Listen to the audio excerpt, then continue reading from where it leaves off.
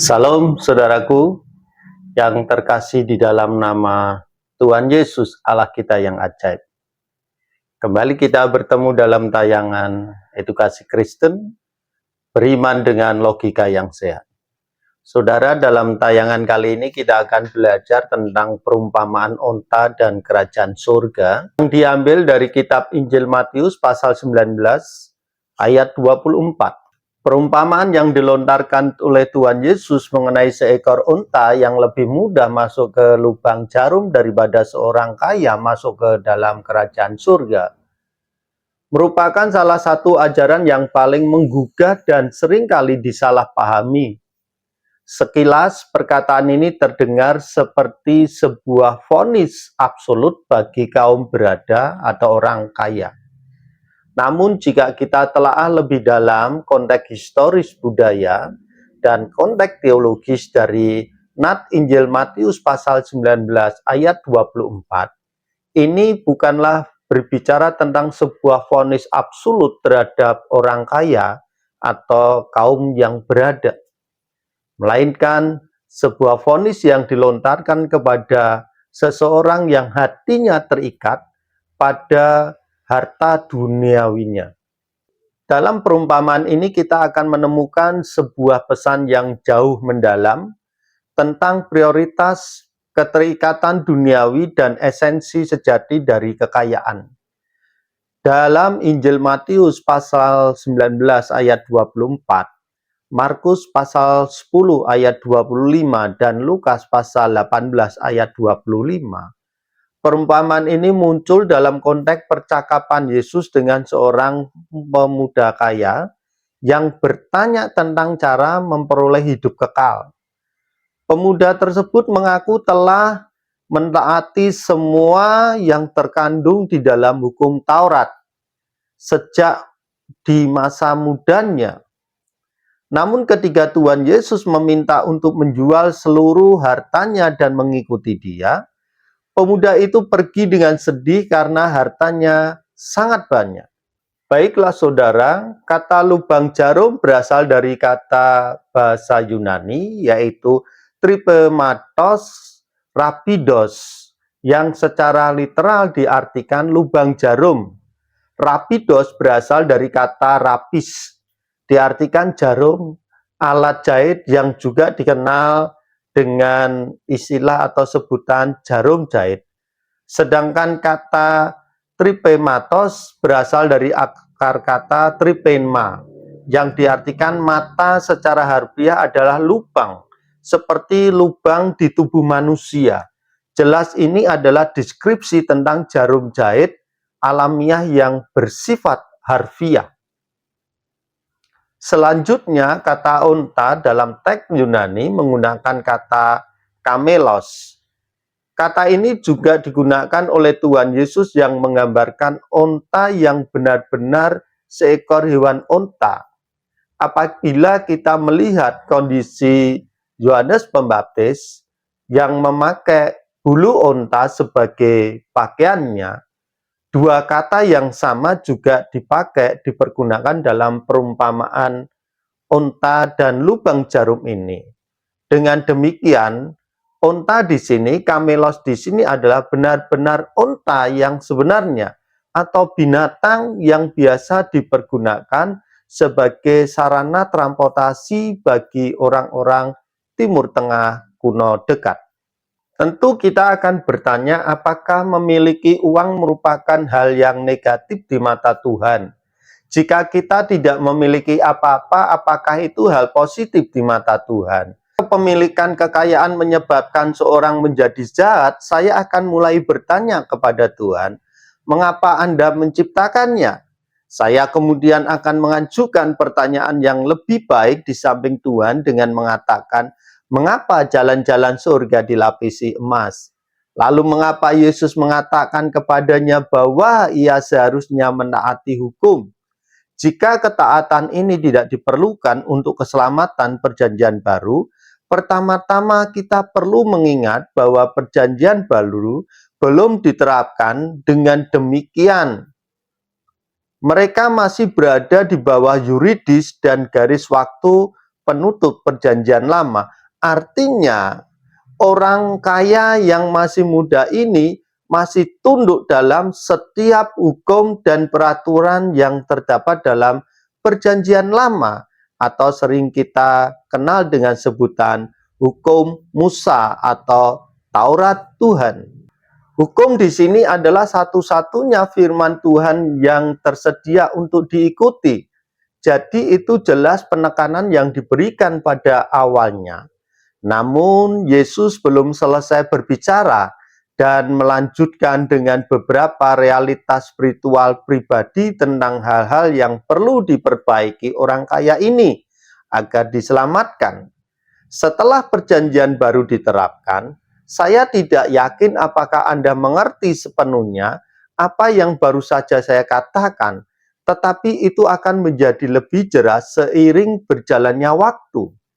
Apa yang saya amati di sini dalam pelajaran ini kepada orang kaya sejauh ini adalah bahwa Yesus sedang berurusan dengan masalah inti, yaitu masalah hati nuraninya, dan bukan pada masalah kepemilikan terhadap sebuah harta atau kekayaan. Artinya, bukan hanya kesetiaan yang dirasakan untuk mentaati perintah-perintah Tuhan.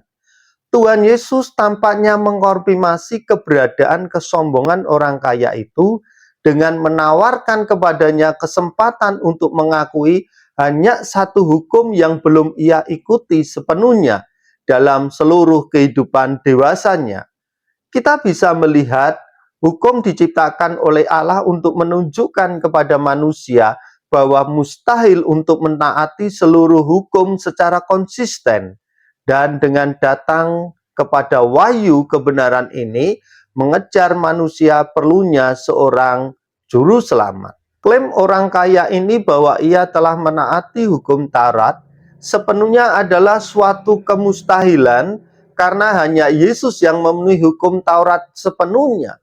Salah satu masalah yang selalu Yesus hadapi dalam Injil adalah orang-orang religius yang percaya bahwa mereka lebih unggul daripadanya karena perbuatan baik mereka yang membenarkan diri sendiri. Tipe-tipe orang Farisi ini memandang kemampuan mereka untuk mentaati hukum Taurat sebagai jalan yang benar kepada Allah. Mereka menciptakan aturan-aturan tradisional buatan manusia di atas hukum Allah untuk memastikan bahwa mereka tidak pernah melanggar hukum tersebut. Namun, Yesus akan melihat mereka dan berkata bahwa mereka seperti kuburan yang dicat putih, yang tampak indah di luarnya, tetapi penuh dengan tulang-tulang orang mati yang najis di dalamnya. Matius pasal 23 ayat yang ke-27. Dengan demikian, respon orang kaya ini sangat mirip dengan tipe-tipe orang Farisi. Oleh karena itu, orang kaya itu jelas-jelas sombong karena tidak mengakui kebenaran tentang kesalahan dan kekurangannya sendiri, sehingga membutuhkan seorang penyelamat. Inilah saatnya Yesus mulai menyelidiki lebih dalam kondisi hati orang itu, untuk menunjukkan kepadanya bahwa ada akar permasalahan yang lebih dalam yang memerlukan perbaikan, agar ia dapat menerima hidup kekal yang ia cari. Yesus berkata kepada pemuda kaya itu, "Pergi dan menjual harta miliknya dan memberikan kepada orang miskin." Dan saat itu kita bisa melihat dalam perumpamaan ini, saat itulah orang kaya itu berpaling dari satu-satunya harapannya yang bernama Yesus dalam keadaan berduka. Itulah akhir dari percakapan pribadi dengan orang kaya itu tentang keselamatannya. Dan itu sangat penting untuk dicatat. Yesus kemudian melihat sekelilingnya dan berkata dengan lantang, betapa sulitnya bagi orang kaya untuk masuk ke dalam kerajaan surga. Pernyataan baru ini disampaikan kepada audien yang sama sekali berbeda. Tampaknya menjadi awal dari kontroversi besar bagi para pengikut Yesus, dan itu sama sekali tidak terduga bagi mereka, karena mereka tidak mengerti alasan apa yang baru saja Tuhan Yesus katakan. Yang harus kita amati bahwa transisi target audiens yang signifikan baru saja terjadi. Yesus baru saja beralih dari menjawab pertanyaan pribadi seorang kaya tentang apa yang perlu dia lakukan untuk diselamatkan menjadi tentang apa yang perlu dia lakukan untuk diselamatkan menjadi pelajaran berharga yang berbeda kepada para pengikutnya dan kepada kita, gereja Tuhan di masa sekarang. Pelajaran baru ini adalah tentang subjek yang lebih besar yang sebelumnya tidak disebutkan. Apa yang seharusnya berarti bagi kita adalah bahwa subjek utama telah berpindah dari percakapan tentang keselamatan seorang kaya alami menjadi percakapan tentang kondisi instan spiritual yang tidak pernah dibahas. Inilah saat yang tepat bagi kita untuk bertanya, mengapa Tuhan Yesus meminta orang kaya itu menjual hartanya dan memberikan kepada orang miskin? Alasan dibalik permintaan itu sebenarnya sekali lagi telah penting daripada permintaan itu sendiri. Tuhan Yesus kemudian melanjutkan pelajaran dengan mengatakan, lebih mudah seekor unta masuk melalui lubang jarum daripada seorang kaya diselamatkan.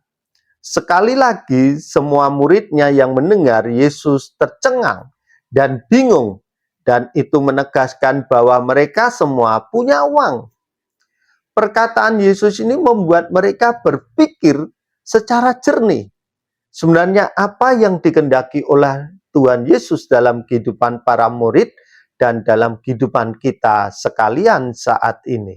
Apa yang saya temukan di dalam ajaran Alkitab bahwa Alkitab tidak pernah menentang orang yang memiliki uang.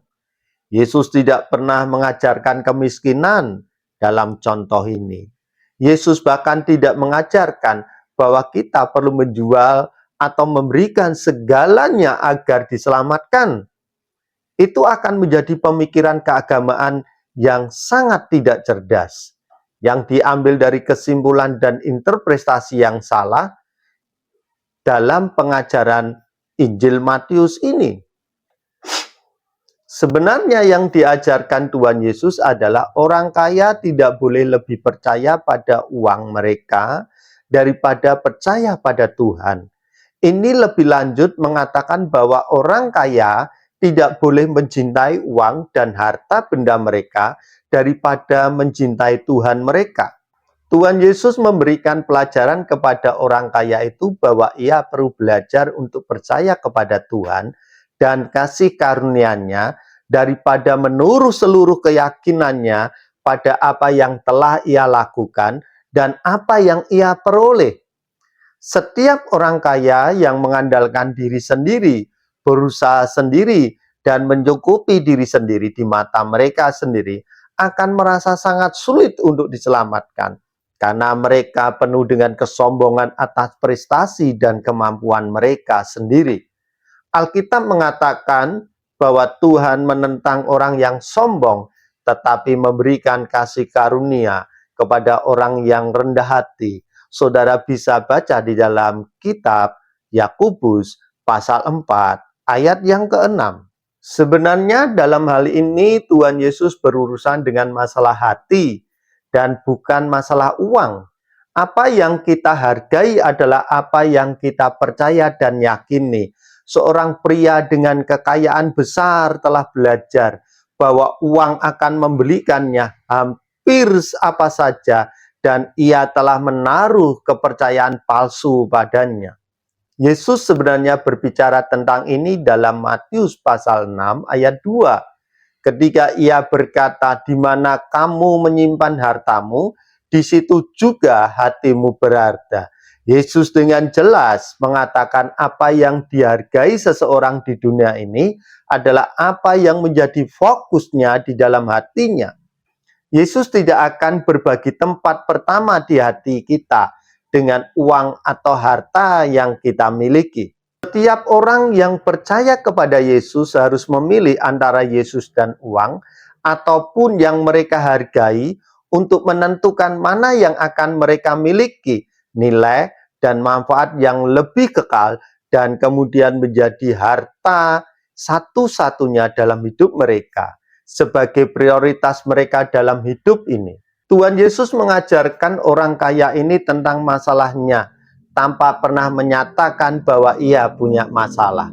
Ketika orang kaya itu mendengar ini, ia seharusnya menjadi rendah hati dan mengajukan beberapa pertanyaan lagi daripada pergi tanpa mengetahui sisa kebenaran tentang alasan mengapa Tuhan Yesus bertanya apa yang dia lakukan. Saudaraku, hari ini kita diingatkan bahwa kita harus menempatkan Yesus di posisi yang utama dan pertama dalam hidup kita. Segala sesuatu yang kita miliki hanyalah datangnya dari Tuhan. Kita harus berani memilih bahwa Yesus yang utama daripada segala-galanya yang kita miliki di dunia ini. Karena yang kita miliki di dunia ini tidaklah kekal. Tetapi ketika kita memiliki firman yang hidup itu, kekal adanya. Jikalau saudara terberkati dengan tayangan ini, silakan bagikan kepada rekan yang lain yang saudara pandang layak untuk diberkati melalui tayangan ini. Tuhan Yesus memberkati.